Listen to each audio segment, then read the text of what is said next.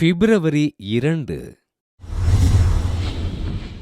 இயேசுவை கோவிலில் அர்ப்பணித்த திருவிழா. தாய் திருச்சபை ஆண்டவர் இயேசு ஆலயத்தில் காணிக்கையாக அர்ப்பணிக்கப்பட்ட திருவிழாவினை பெருமகிழ்ச்சியோடு கொண்டாடுகிறது. மோசேயின் சட்டப்படி ஆண் தலைப்பேறு அனைத்தும் ஆண்டவருக்கு அர்ப்பணிக்கப்பட மரியன்னையும் யோசேப்பும் குழந்தை இயேசுவை இறைவனுக்கு அர்ப்பணிக்க எருசலேம் ஆலயம் கொண்டு சென்றார்கள். புனித மரியன்னையும் புனித யோசேப்பும் குழந்தை இயேசுவை எருசலேம் ஆலயத்தில் காணிக்கையாக அர்ப்பணிக்க எருசலேமில் வாழ்ந்தவரும் தூய ஆவியினை பெற்றவருமான சிமியோன் தூய ஆவியாரின் உணர்த்துதலால் ஆலயத்திற்கு வருகை தந்தார். குழந்தை இயேசுவை கரங்களில் ஏந்திய சிமியோன் இறைவனை போற்றி, ஆண்டவரே, உமது மீட்பை எனது கண்கள் கண்டு கொண்டன. இம்மீட்பே பிற இனத்தாருக்கு வெளிப்பாடு அருளும் ஒளி. இதுவே உம்மக்களாகிய இஸ்ராயேலுக்கு பெருமை என்று கூறினார்.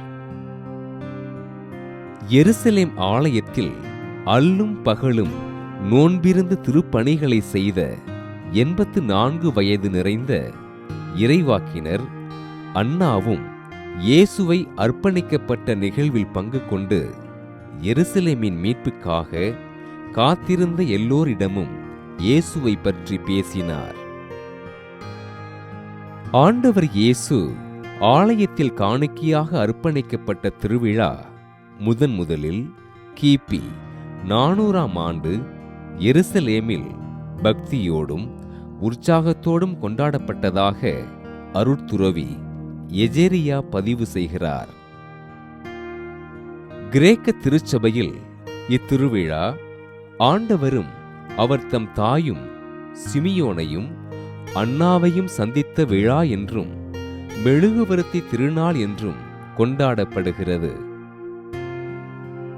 கிபி 526ஆம் ஆண்டு கிழக்கு ஐரோப்பிய நாடுகளிலும் கான்ஸ்டாண்டினோபில் நகரிலும் பரவியிருந்த பிளேக் நோய் அடியோடு நீங்கியதற்கு நன்றியறிதலாக பேரரசர் 1ஆம் ஜஸ்டினியனால் இத்திருவிழா கொண்டாடப்பட்டதாக திருச்சபையின் வரலாறு பதிவு செய்கிறது. ஆண்டவர் இயேசு எருசலேம் ஆலயத்தில் காணிக்கையாக அர்ப்பணிக்கப்பட்ட திருவிழாவினை கொண்டாடுகின்ற நாம் இருளின் பிடியில் சிக்கித் தவிக்கும் மக்களை ஆண்டவர் ஒளியின் மக்களாக மாற்றியருளும்படியாக உருக்கமோடு ஜெபிப்போம்.